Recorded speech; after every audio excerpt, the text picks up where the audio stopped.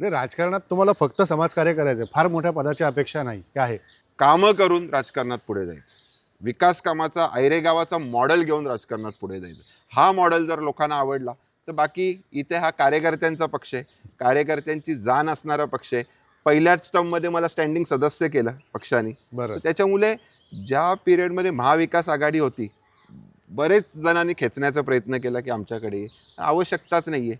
कितीही दबाव तंत्र वापरला तरी भारतीय जनता पार्टीचा जो कार्यकर्ता माननीय नेते रवींद्र चव्हाण साहेबांशी जो जोडला आहे, कोणत्याच पदावर आयुष्यभर नाही राहिला तरी पक्ष सोडणार नाही. एकनिष्ठ भारतीय जनता पार्टीशी आणि एकच नेता रवींद्र चव्हाण साहेब. आम्ही आता इलेक्शन आहे म्हणून हा चिन्ह लावून फिरत नाही. हे कायम भाजपच्या प्रत्येक कार्यकर्ते 2019 पासून जे चव्हाण साहेबांच्या विधानसभेच्या इलेक्शनला हा लावलं, हां. तेव्हापासून लावून फिरतोय. कोणती निवडणूक आहे, कोणतरी आमचा चिन्ह बघावा, आमची ओळखच ही आहे. हीच ओळख आहे आणि हीच ओळख आम्ही घेऊन जातो.